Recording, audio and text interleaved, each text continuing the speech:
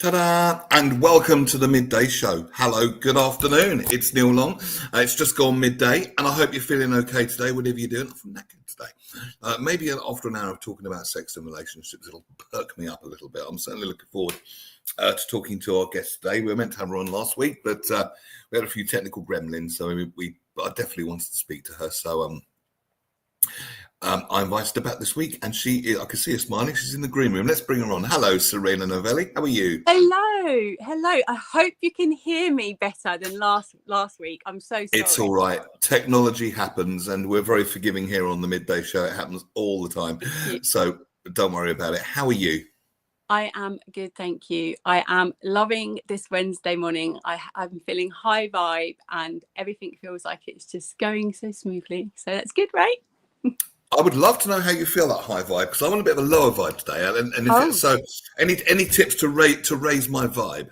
Well, I think it's about like kind of moving your body, just like, somatically, if you're like dancing, putting on some good music that makes you feel good.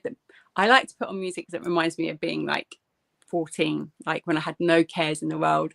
And it's always the music we grew up with, isn't it? So what were you listening to at 14? I'm guessing. I mean, I'm Duran Duran, or are you younger than that? I'm not quite that. Well, I know Duran Duran, but I'm not quite that old. Not much. Okay, then it would be. Let me guess. It would be 90s then, and it would be.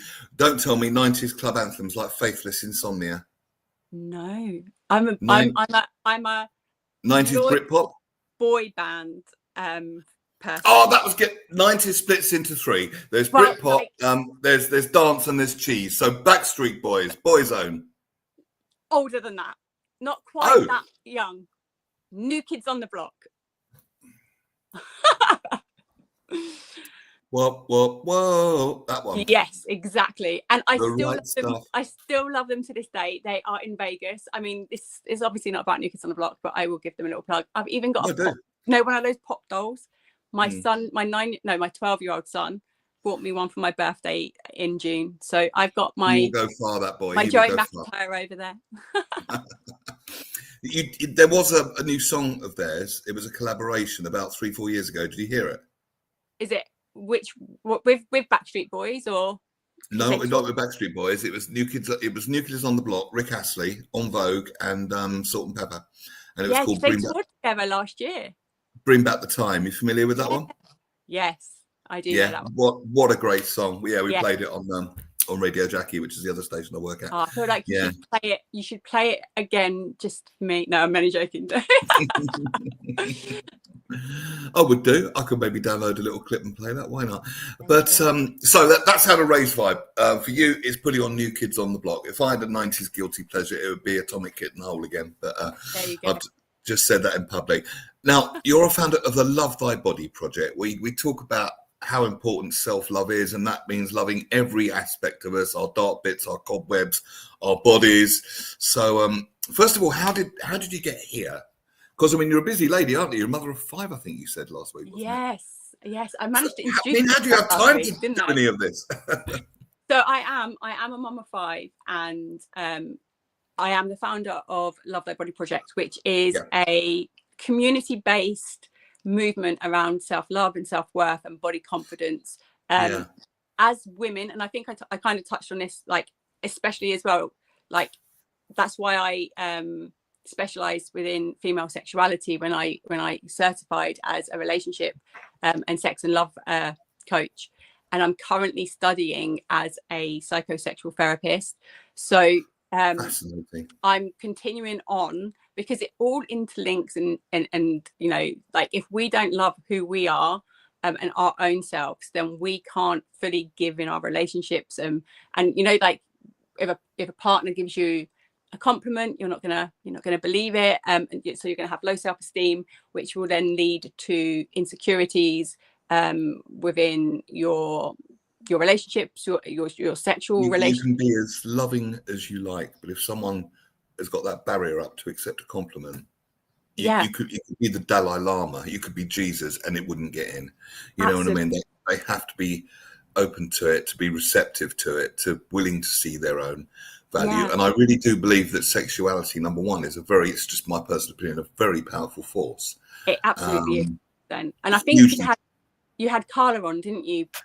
We did. I had Carla on. She was fantastic. Yeah, I really enjoyed talking to her. But I love conversations like this. I believe that all adults need some sex education. I mean, I'm 56, and I realise there's a lot of stuff that I don't know. So anything I read about it, that's new, and I don't mean watching porn. I mean reading. Yeah. You know, I've read a book by Dr. Emily Morse. Are you familiar with her? Yes. Of course you are. Yeah, Smart Sex, she's a doctor of sexuality, and I thought this is fascinating. But again, she says it comes down to self-care first, self-love first. Tell me more. How did you get here? Sorry, I'll be quiet.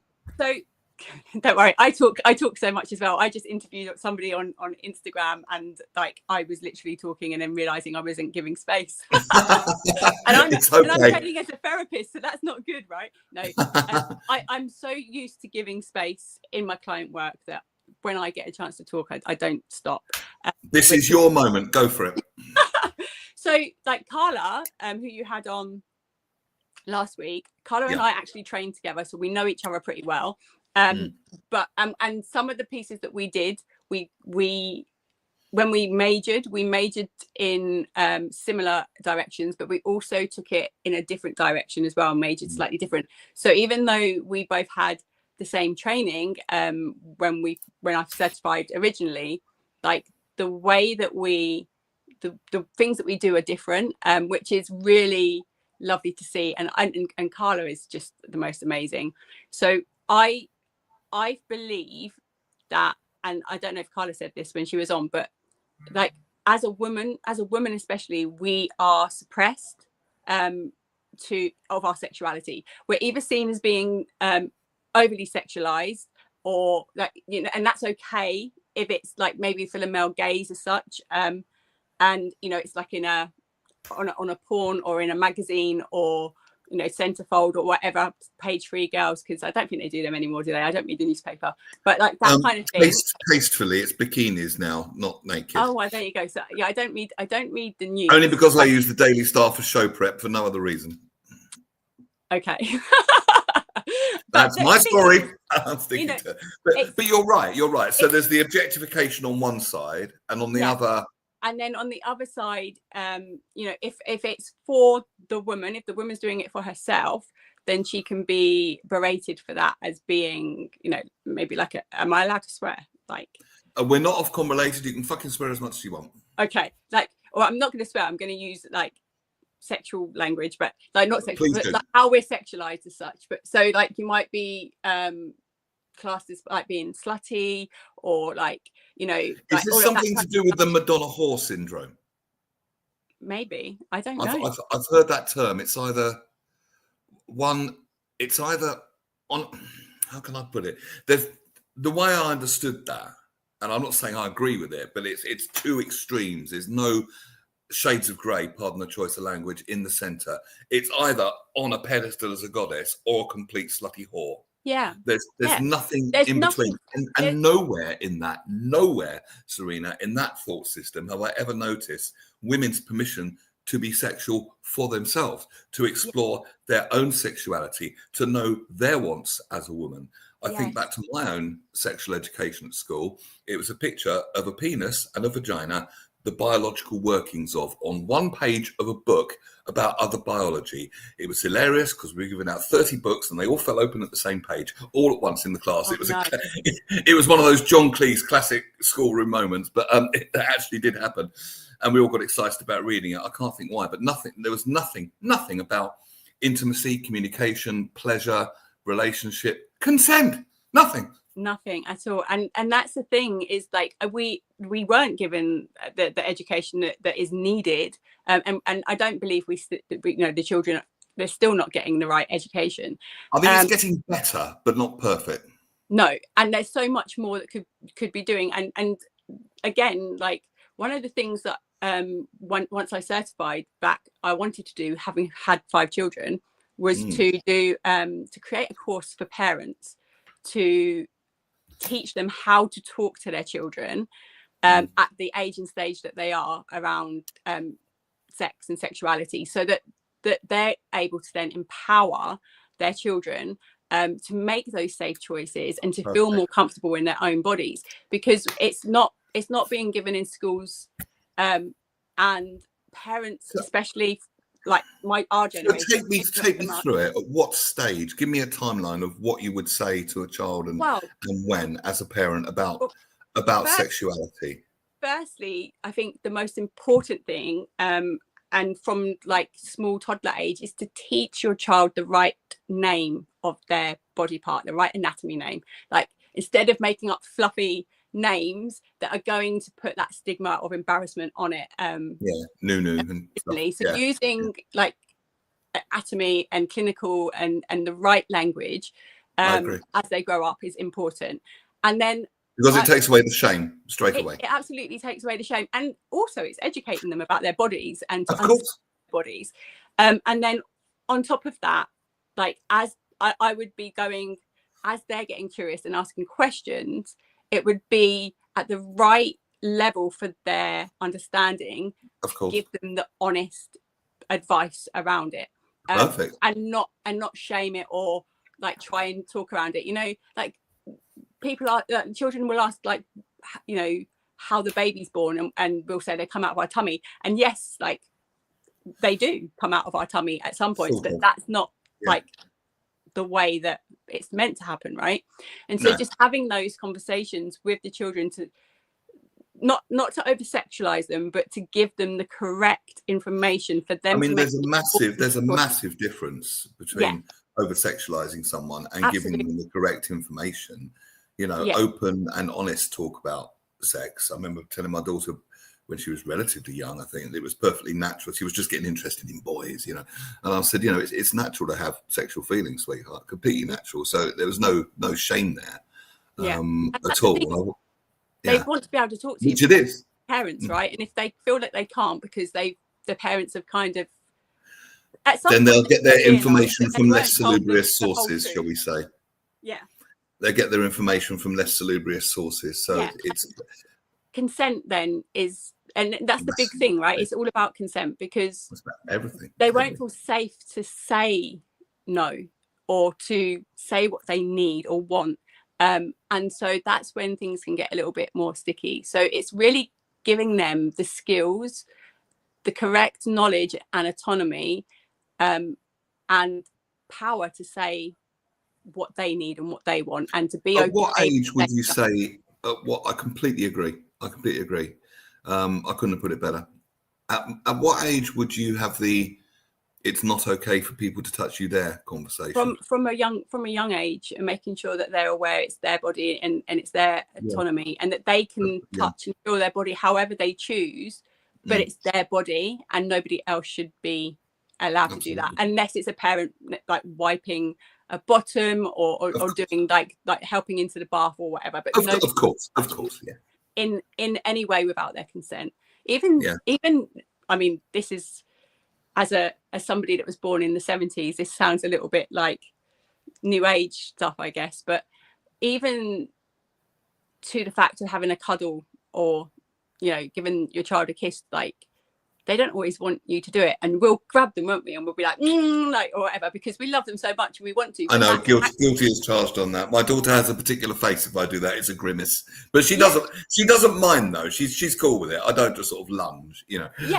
Yeah, exactly. But at the same time, what we're doing is telling them that it's okay for people to not listen to the no, right? So we might be telling them one thing, but we're doing an action that's kind of contradiction as well.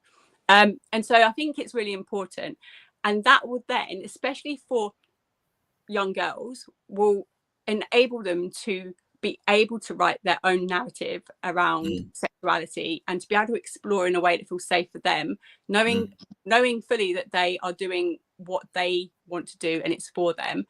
And it's healthy, like, and it's desirable. Pleasure is something to be able to celebrate and to. Pleasure is productive. There's science saying the more pleasure you have, the better you are in your work. Pleasure is productive, right?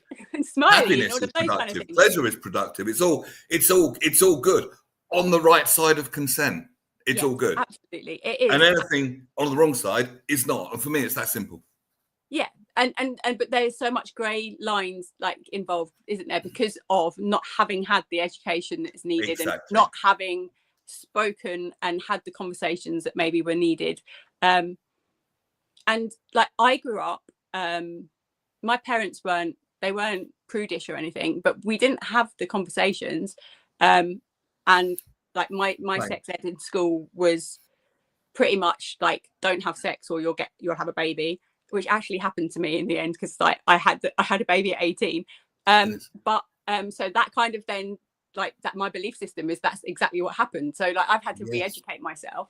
But also, like as a woman in that era, I didn't know, apart from that, like, don't do it or you'll have a baby, and if you have a baby before you're married, then that's not good either, because they were the stories that I was told.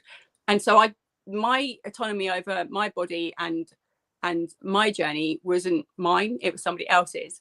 And if you were to grow up in an indigenous society where, like, you know, they're not often in fully clothed, are they celebrate the woman, they're allowed to be, the community's kind of open, and they're not being fed the stuff that we're fed from media society, those women will feel much more liberal in their choices and open, whereas we're more, because they're empowered to do so, and it's not being shamed. It's not you're either a Madonna on a pedestal or a slut in the gutter. Exactly. Neither of those extremes are true. Remotely. And I think it's so unbelievably important, because we've all been shamed to some degree, haven't we? What about when the child starts, I'm just thinking I can put this. No, we're adults. We're all over 21. When the child starts playing with themselves and exploring, it's not a good thing to go, no, shameful. Don't do that. No, it's not. No, but maybe explain that's for them, and that's something that they get to explore, that's special to them, and maybe invite them to create like a really nice safe space. One of the things Carla and definitely not in public. No. But not in Tesco's. One of the things that Carla and I were taught from the very moment that we went on our own journey of discovery, before we were allowed to start even doing the pieces around being able to support other people. And one of the things that was key for that was to have a space within, like, while we were learning, to have a space that was ours, that everybody in the house knew that when we were there, that's our space, but for it to feel special to us. So like maybe candles, a nice blanket, having pieces of stuff that make that, you know, the aromatherapy smells, or whatever it is that you want to have with you, that's going to make you feel safe and comfortable in your own pleasure practice space, and to use that space as a place that's like kind of nurtured, you know, like you might not putting it like that it's a goddess, but treating it like it's sacred. It's your sacred safe space. You get to explore, you get to choose and do, and you can be there as often or as little as you want, basically. And so like we had to do before we can teach other people to be able to feel safe, we had to make sure that we were safe in those spaces. And I think that's really powerful as well, because well it is. I mean, it wouldn't be that long ago that would be laughed out of court. You know what I mean? You know, I'll just pop into my safe space. Oh yeah, you know. But now I see it as completely key for empowered people. Yeah, and not just for women, like, but like obviously I'm specializing in female sexuality. I feel like and I work with couples and I work with women, but when I'm working with couples, the intimacy is usually, it's the first thing that goes, right? The physical intimacy, well, it's not the first thing that goes, but that's what the first thing they notice is the physical intimacy is kind of maybe taking a back seat. Maybe they've had children, they've got a newborn baby, maybe they, you know, they've got bills and work, and it's all just a little bit too much. But what do you do when life gets in the way? Yeah, exactly. And so the physical intimacy stops or becomes less, and that's noticed.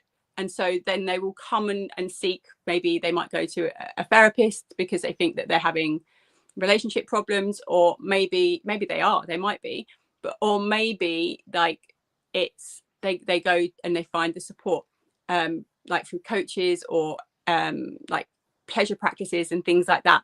And so what really has happened is the emotional connection is gone, because you're so busy, consumed with your own being, because life is in the way, and you've got to do, you're just busy doing. Or if you've had a baby, your focus is now on the baby, and the relationship side is going to start having fractures, because you can't spend the same amount of time as you might have done with your partner previously. So what's the solution? It's bringing that connection back, and it's the emotional connection that is important to bring back the physical connection. And I do that through like the tantric philosophy. So we will do lots of like exercises like eye gazing and breath work together, and asking curious questions that allow for you to open up to your partner, but also ensuring that you don't talk over your partner. So when your partner's speaking and telling you the thing, you are fully listening and taking it all on board, and they feel seen and heard, and it's reciprocated. And then before they know it, the intimacy is back, because actually that was what was missing. And it wasn't, but they didn't notice the communication piece. They noticed the physical piece, because the physical piece is the piece that we as a society so much, like, you know, we're that like there, like it's all about sex. Yeah. Everything's about sex, but you can't talk about sex, like type of a thing, right? Oh, I know. It's used to sell everything. Some of the messages we've received about it, don't have sex or have a baby. There's one. That's pretty crap sex ed. I think the biggest one for me was from some parts of America, where it was along the lines of sex is dirty and nasty, therefore save it for the person that you love. And completely missing the contradiction in that sentence. Yeah. Yeah, unbelievable. Absolutely. When you stop and think about that, that is insane.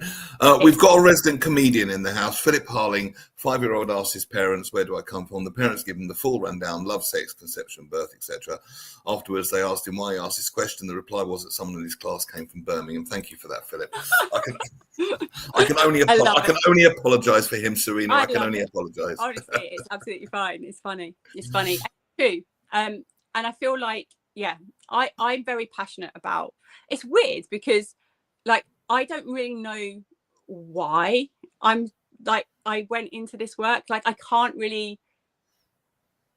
like kind of put a pinpoint and go, that's why I do this. But I've always been like it. And sometimes though, like listening back to like putting your music on, I'm like, I think I was conditioned to be a sex therapist, to do this work, to like be training and do all of these things, because I grew up with Madonna, Salt and Pepper, songs like Hanky Panky, Erotica, Let's Talk About Sex. Like all I remember Hanky Panky. I remember Erotica. I remember Salt and Pepper, Let's Talk About Sex. I think that it was subliminally put into my psyche by Salt and Pepper and Madonna and all of the So we got Madonna to thank for this wonderful work that you're doing. I mean, I absolutely loved Madonna growing up. I used to back comb my hair, put my little bow in. I cut skirts with the little cross out. I loved Madonna. But I spoke on stage last year at an event, and I spoke about the title of my talk was how the boardroom relates to the bedroom, and kind of like the synergies in relationship, right? So when you have a business or when you go to work, you have that communication. If you don't have the communication, then you're not going to make the money, or you're not going to do the thing. And it's the same in the bedroom. You have to have the communication, and you have to have that connection and that emotional backing to it, and like went back and forth. But I came on to Hanky Panky because I just thought, you know, you gotta live that up.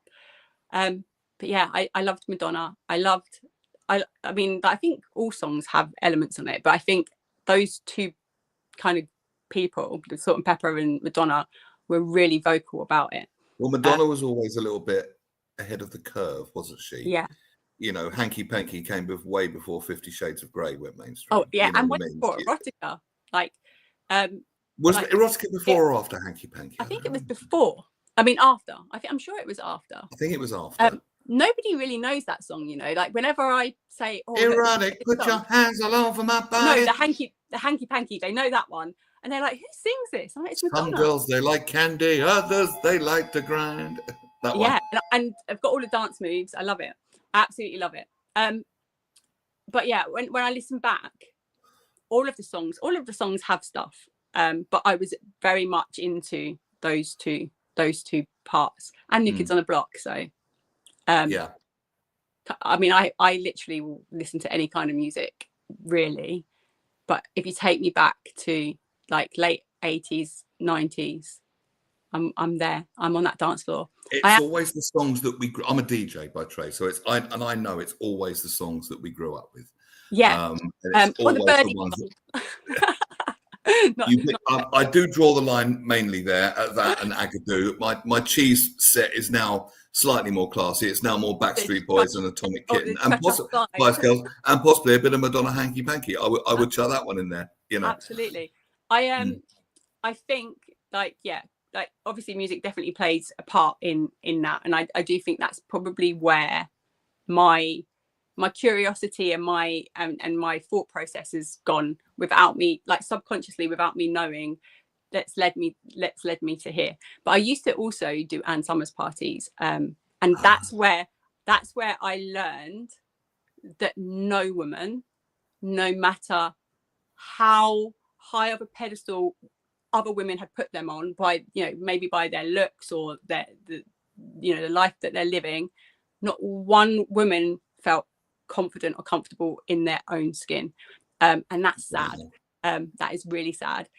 Even that's really sad, isn't it? But again, they've never been given the opportunity to, because of the culture, because I suppose there's a hangover of the patriarchy, even though it's, I mean, there was conjugal rights, wasn't there? A man could demand sex from a woman, even if she didn't want it. I've got another word for that, and it's not a pretty one. No, but also, like, you go back into like the 50s, like my grandma, and that there were articles in magazines teaching them how to get ready for their partner coming home from work. I've seen these. They're hilarious. Yeah. And if you do them in a Chumley Warner voice, it's even funnier. Ladies, put a bow in your hair and make sure the man's dinner is on the table and let him talk, and don't offer your opinion. It's not appropriate. It's all kind of that, isn't it? And then about it's unbelievable. Going off to get freshened up and putting your lingerie on ready, like and literally like being obviously conditioned. And I was talking earlier on when I was talking on Instagram and doing my live, we were talking about self-love and how generation I can't say it I can't say the word past generation generationally previous generation generationally, but I'm owning it. Basically, when we, and I'm not very good at explaining myself, I have ADHD, so can you tell? So do I. We all do. It's okay. When our grandparents when our grandma was taking care of our mum in her tummy when she was pregnant, our mum, not our grandparent, but our mum in the womb already had all of her eggs, right? So we are already there as well, just not conceived yet, but we're there, living and breathing the systemic conditioning that our grandparents have gone through, that their grandparents have gone through, and our parent is going through because they're in the womb, but we're also going through it. So we're holding so much societal pressure on us that isn't ours without even knowing it, because it is literally within ourselves. I've heard someone who's a practitioner of access consciousness. I don't know if you're familiar of access. And they say that 98% of our thoughts and feelings don't even belong to us. No. Which is absolutely mind-blowing. Yeah, if you go back and I've done a lot of, we've done a lot of work in it through like my trainings and stuff. But if you go back to, I always explain it like this, and this is how I explain it to my clients. If we were when we were born, if we were just an empty plot of land, like literally beautiful soil, like absolutely like ready to bloom and nurture our lives, like we can do whatever we want, we can plant whatever we want, but we're not capable because we're just born. And lovingly or not, people will start to plant their own seeds within that plot of land. So our parents will plant seeds and beliefs. The midwife has already gendered us as soon as we've been born. So Yeah. that's been planted. I mean, not all of those beliefs are malevolent. Most are well intended, but so you'll get like not all are relevant, and certainly not for all of our lives. Things change as we get older. Don't talk to strangers, for example, is a great advice for a 7-year-old. Not so much when you're 17 or 27. No, because you need to make friends or when you go to uni.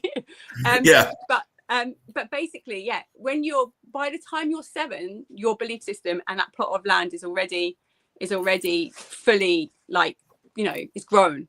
And but that means that we're all running around like 7-year-olds in adult bodies. And yeah, we are. That's why when things happen to us, that's why when, you know, maybe like we go for something, but we're not quite sure we could absolutely do it, we'll start to sabotage and self-sabotage the experience, because that little person is pulling us back, or a version of us is pulling us back because it wasn't safe when they were younger or when they were around. And so this garden, this weeds, is what I work with my clients, is to start to look at where those came from. If they are a belief or a part of them that feels innate and they want it to stay, or whether it's something that doesn't serve them at all. And then we'll do the work around that part. When I work with people, I will work somatically. So we'll go mind body, we'll do like a deep body scan, and we'll start to feel for the piece, as well as the talking and the working it through. But if you can feel into your body and find where that piece kind of lives, because it all lives within us, you can then start to do the work, because you can feel it. And if you can feel something, it's more real than if it's just, does that make sense? You can really start to do the work. So that's how I will work with my clients when we start to like recreate their sexual story and take ownership of it. What were you told, and who by, and how much has that served you, or does it serve you, does it not serve you, and what story would you like to replace it with if it doesn't? And then we'll do the work of taking it away, and then we'll start the work of like the reconditioning of whatever that story is, that powerful piece that they want to replace it with. I've seen inner child work done. I attend these calls with a brilliant guy I've mentioned on the show before called Nick Bro, and he's brilliant, and he asks these probing questions, and it really ties in with what you're saying. It's like, it's not safe to feel that way, it's not safe to do that because, and it kind of probes you. Why is it not? And you don't even know, because it's not yours, and you're not, it's subconscious, it's not even conscious to you unless you start to do the work and go inwards. And I've seen on these calls, because he's as I'm sure you are, he's very good at what he does, and literally within a few minutes you can see 10 years lift off someone. And sitting here watching that on my own computer on Zoom, it's quite bloody amazing. I thought, my God, that looks like a burden of a lifetime has lifted. And sometimes even physical pain can go. It's extraordinary. Yeah, absolutely. In a heartbeat, I've seen those things. Not all pain is real either. Something I learned through therapy. Like, it's not, we might perceive it to be real, but it doesn't necessarily mean that it is real. We might think it's painful, but it's not really there within us. And so that again, help me understand that. I don't know if I can articulate it very well. So basically, we might feel a pain but you know, when you go to the doctors, there's nothing there. It might be that pain is a combination of other stuff that's going on that's kind of causing it, but it's not actually really there, because it's not an actual pain, it's just the thought of it. So when you release the energetics of it, shall we say, the thoughts and feelings, the emotions, the issues in the tissues, which sounds terribly new age, but once you release that, then you've removed the cause, and therefore the effect can't be there anymore. But you might still feel it, right? Because it's something that you it's like, you know, like when you do, looks a bit strange, but I don't know if you've ever did this as a kid, and it's going to look quite rude. It's probably another thing, but if you rub your two fingers together and cause the friction, and then you try to touch, like it makes you feel numb, right? It numbs you, but actually it's the friction, so it's not actually really, I can't explain it any other way. I see what you mean. So it's kind of no, I kind of get it. It's like psychosomatic almost. Yes, it's in your psyche. It's not real. I should have just said that, shouldn't I? No, I would have asked you to explain that a bit more, because it can feel very real sometimes. But I suppose it's reassuring to know that it's from a certain point of view, a certain state of consciousness. It's not. Yeah, it's but there are real felt things as well. Obviously, emotions and things. There's a lady in America. So Carla and I, when we first trained, and we've done many trainings since then, Carla has gone more down the men's route, right? And so, but when we trained with a lady called Layla Martin in the States. I was going to ask if you knew Layla Martin. I subscribe to her. She's amazing. Yes, so she's my teacher, my principal. She's fantastic. She's absolutely amazing. And who doesn't love Layla Martin? And so both Carla and I trained with her, and it was a very intensive year-long program that we took, and then within that program we also had guest teachers and people come in, and so we worked also on Jaya's erotic blueprint. Have you heard of Jaya? Yes. So we worked along that, and we also worked using Mama Gina. Do you know Mama Gina? Who Mama Gina is? Like, you're going to have to go. They're all American people, right? But they live in America. Mama Gina she's an older woman that really celebrates sexuality and openness, and she has this signature program that she does, and a thing called swamping, and basically swamping is your way of bringing pleasure into your body, and moving your emotions and feeling your emotions. So you might be with her, you might be listening to a song, and the song will be quite angry, and she allows you to kind of really take ownership of that anger, but through pleasure, always through pleasure. And you literally you're literally moving the so you've got such a lot of pleasure, it's like a buffer against the pain, so you've got a buffer to process the pain with a backdrop of pleasure.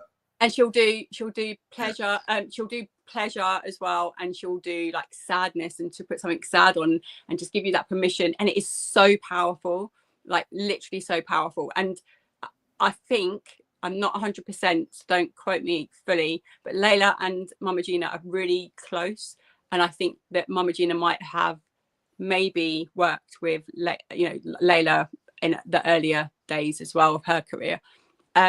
And so we've done lots of work with those people and those individuals, which is a little bit more, because it's American, and they're American, it's a little bit more out there than what the British people might feel safe doing. And so when we're doing the work, we really have to make sure we're creating safe spaces where couples and women who I work with feel safe to be able to start to tap into that.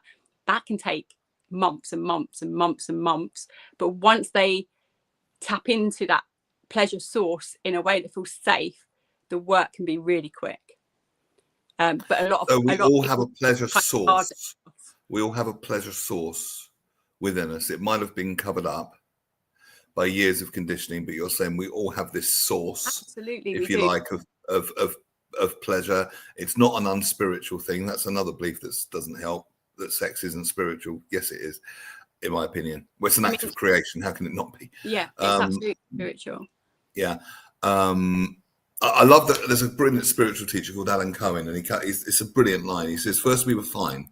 It's like you with your clean plot of land. First we were fine, and then we were defined, and now we're becoming refined.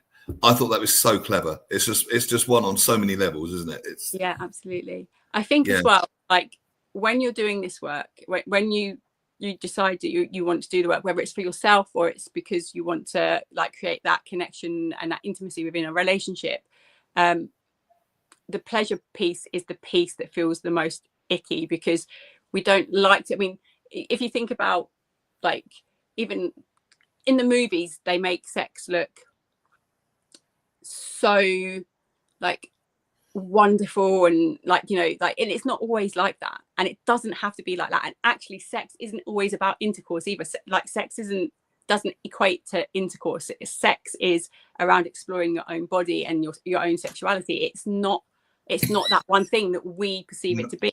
Not necessarily. And, you know, people will turn the lights off. They're not connecting because they're too conscious of their own being. They won't let themselves feel safe in that situation necessarily, and so they will hold back.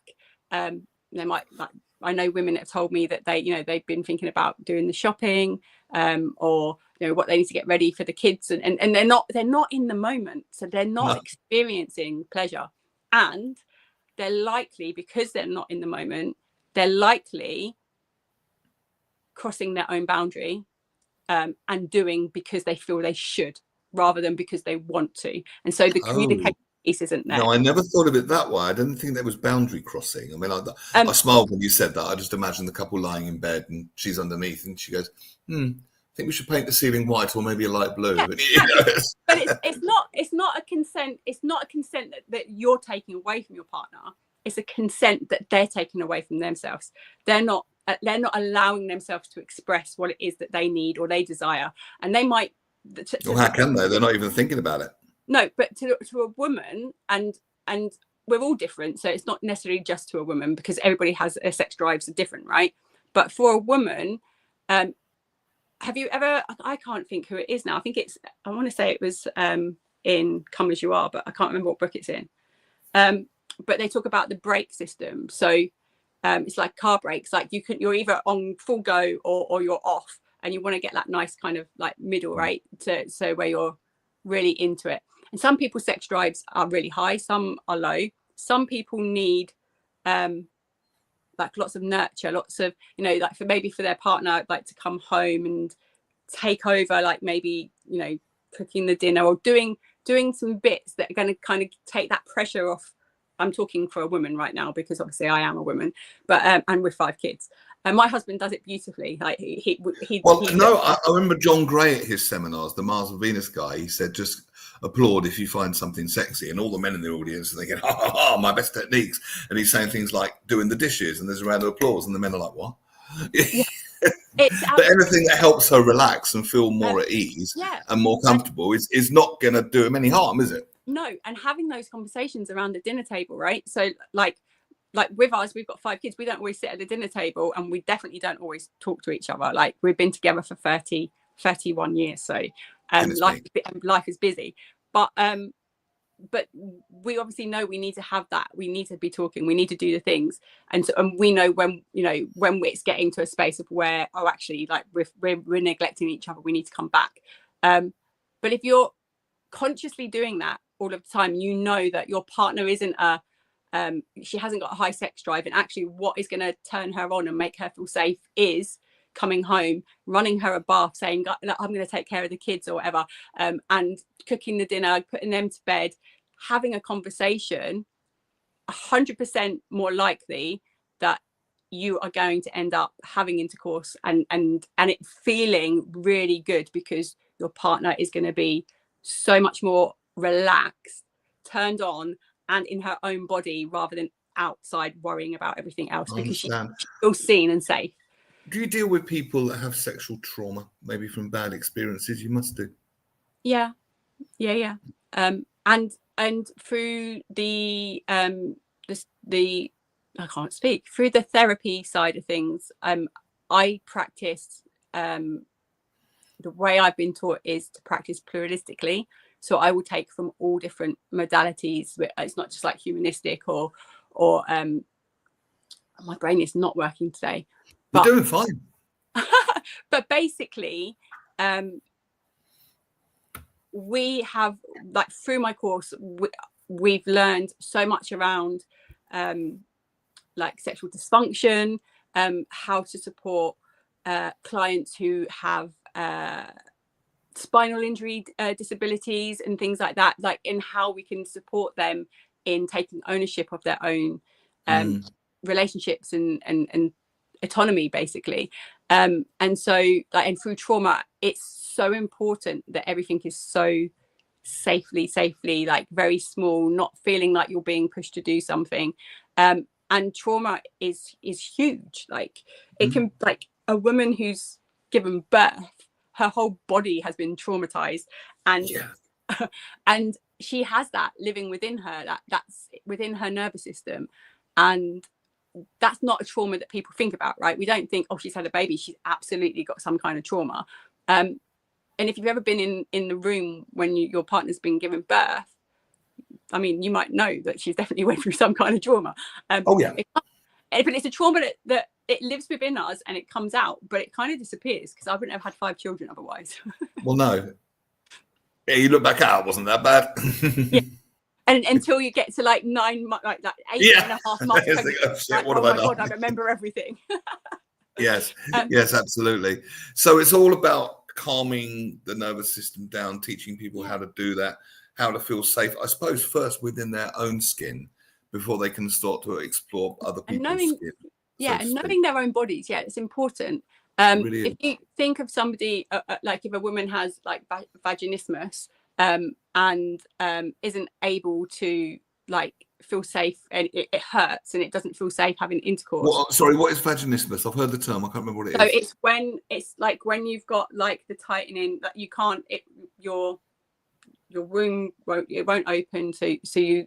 Oh, I see. Yeah. You can't get in. Like, basically, it's tight. Yeah.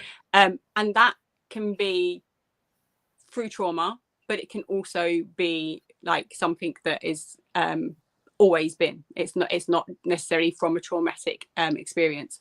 And if you're constantly trying to have intercourse and it's not working, that's going to frustrate your partner, because you're going to keep saying, "Oh no, it hurts" or whatever.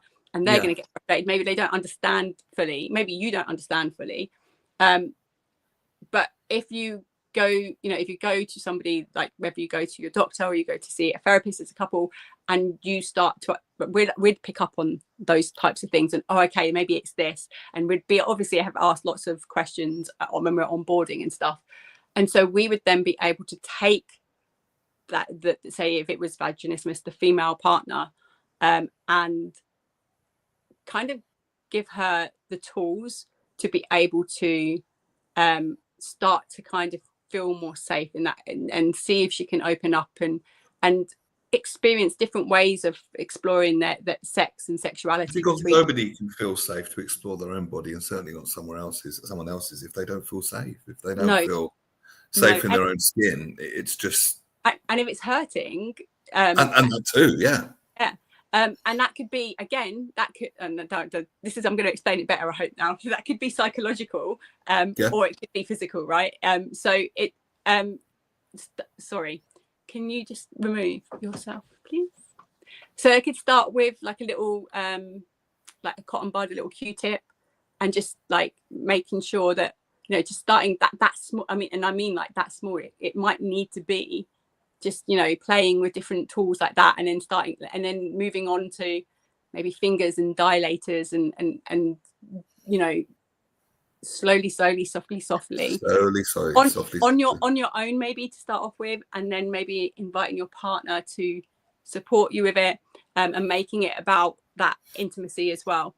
And so there's lots of things that if you are struggling with parts of your sexuality, or pieces like that, or relationship, like going to a therapist, going to somebody that is educated and can support you, and not going, and I don't want to diss like all therapists, because we're like, all therapists do their job and we're amazing, but if you're going to a practitioner that is a general therapist about sexuality and sex stuff, they haven't done the full training in that way. They might not understand it. So going to a therapist that is going to be able to support you. So if it's around sexuality, looking for somebody that's done the work, and that is they're going to be able to hold the space. They're going to be able to not look shocked when you ask some strange questions, because they had already seen and done it. And and they're going to know exactly what tools are needed. And if it's to do with just normal like mental health, like then look for a therapist that's working within that industry, and getting the help. And therapy, I want to say one more thing, if that's okay. Therapy isn't a place that you go to explore when your relationship is literally dead on the floor. Like everybody, I think, and I've only been doing my own like regular therapy since I started doing the work with Layla and onwards. Everybody should be seeing a therapist and doing that regularly, because it gives you the tool to be able to understand yourself more, and to do the work on yourself in the most safe space possible. I mean, in an ideal world, we'd all have a meeting and therapy every week. I find it, talking about these things, it'd be a transformed world. Why, in your words, why is this work so important? Why is sexuality so important to us? Because it is the life force of all of us, right? If we're not feeling safe in our bodies, if we're not feeling comfortable being intimate with a partner, like what would happen? Somebody told me the other day when I was talking that next year, I don't know how they know this, and I don't know if it's true, so don't take my word for this fully. Okay. They told me that next year there is going to be more over 50s than there are younger in the world. That's scary, right? Because that means we're not producing as many children. Although it looks like we are, I don't think we can be. If there's going to be more, I mean, obviously generation, right? We're living longer as well, but that's a big thing, right? Could it be young people just choosing not to have kids because they want to sort of live their life first? Absolutely, it could be. And I know from my children, like, I mean, I don't know if I've put them off, but none of them want kids. I mean, I don't know if they're like, oh, she had 5, and look at her doing all this juggling of all of these things. How do you do it? How do you do all this incredible introspective work, help other people, and raise 5 kids? How do you do that? I've got a good husband, for one, who picks up the slack when I'm not doing things. And we've got a good partnership in that way. So yeah. I'm going to credit my husband, but also if you want to do something, you'll do it, right? So if it means something to you, you'll find the time. When we were doing the course with Layla Martin, I finished on time. So like they were allowed to like apply for an extension if they needed it. I did all of my coursework, and it was a lot of coursework, turned up to all of the live classes, did everything, and got my certificates and my qualifications as I should have done, like per the course. And somebody messaged me from the course and they said, oh my goodness, congratulations, I'm so proud. I don't know how you've done it because you've got those children. I've got my children are in boarding school. I've got a gardener, a cleaner, and somebody that helps with the food, and I haven't been able to find the time. How have you done it? And I said, maybe that's why, because you don't need to do it now, because I need to do it in those spaces, because if I don't, it's just not going to get done. I want to do it, and I have to slot it in, and they're the times that it's on. So they're the times I'm booking out. They're the times that my husband's going to do the things that maybe like I might have done, like putting the kids to bed or whatever. They put themselves to bed now anyway. But how old are they, out of interest, the kids? Sorry? How old are they, the kids, out of interest? Oh, well, I have got a big age range. So I've got a 9-year-old, I've got a 12-year-old, I've got a 16-year-old, I've got a 23-year-old, and a 29-year-old. Wow. Yeah. So like there's big gaps, 20 years between my eldest and my youngest, but they're completely different. And I know why they're completely different is because I didn't have the tools when I was young to be able to ensure my older children had the tools to be able to be more comfortable and confident, whereas my younger. This is the irony of life, isn't it? I mean, I've only got the one, but I'm sure I'd do better second time round. You know Absolutely. what I mean? Yeah. Oh, absolutely. Like you have more lived experience, right? It all plays a part. It does. Do you know what, Serena? I could talk to you all day. It's been lovely talking to you. Thank you for having me. I think you're an amazing woman. I love that we've read all the same, stuff. I know, Layla Martin, I've I think I thought she was amazing forever. I literally was going to ask if you knew her. And other things that we've read. So familiar with it all. It's lovely. Thank you for the work you're doing. Keep doing it. Thank you for having me on. I'm sitting here in my bedroom because it's the only space that I've got that's quiet. But not because I'm a sex therapist. The bedroom is just where I have to do everything. No, we believe you. We believe you. It's all right. We don't judge here. Perfect. Thank you. And can I do a really cheeky plug? Is that okay? I would. That's going to be my final question. What I'll do just before you do that, I'll send you footage if you'd like it. Feel free to use it with the Midday Show Amazing. logo. Thank you. Slice and dice it and use it however you wish. So I'll send it through to you a little bit later on. What have you got to plug? SerenaNovelli.com is the website. And what would you like to plug? Go for it. I would like to plug, if it's okay. I am about to produce a collaboration book which comes out in September, so next month, with 50 women, and it's around body diversity and inclusion, kind of a middle finger up to the narrow beauty standards, and it's a compilation of beautiful imagery of these women, self-love letters, self-declarations, quotes, with some of my learning tools around I like it. And we've got a book launch on the 30th of September in London. So if anybody wants to come and celebrate with us, we would love to have you. I tell you what, why don't we get you back on the Midday Show, perhaps the 24th of September, and we'll do a little pre. I might even have the book then. And we would love to see the pose holding it. Yeah, it's been really accepted as well. I've got within the pages, I've got former TV actress Holly Matthews. She was in like Biker Grove and Waterloo Road and those kind of shows. I've got TV presenter Hayley Palmer coming. She's doing our guest DJing. Angie Brown from Bizarre Inc. Wow. Yo, DJ Pump This Party. I saw her do a PA in a nightclub fairly recently, only a few years back. And she is my God, can she hold the room? She's brilliant. Angie Brown, love her. She is in the book. She is a participant of the book, sharing a bit of her journey, a self-declaration, her photos in there. And she is performing at the book launch party. So I'm so excited. Oh, you're in for a treat. Have you seen her perform before? I have, yeah. And brilliant. Yes. When we were taking her photos, the young photographer was like, she's in her like 25. She kept singing the song and she was like, oh my God, do you think she's going to get annoyed with me? I don't know. I mean, it's an anthem, isn't it? And her voice is so powerful. So there were two Bizarre Inc. ones. One was, oh God, the old DJ Pump This Party. And a title's gone out of my head. And I mean, I can't remember it, but it's going to annoy me. I'm a DJ. I should know this. I'm gonna be bigging her up anyway, because she's like absolutely awesome. She's an awesome human being. She performs.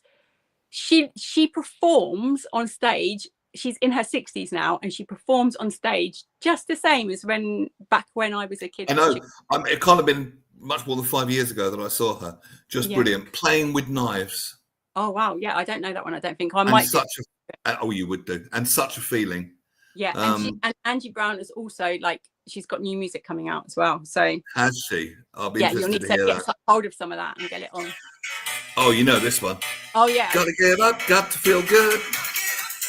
Yeah, is that Angie singing vocals on that? No. I don't think. That's bizarre. That is Bizarre Inc.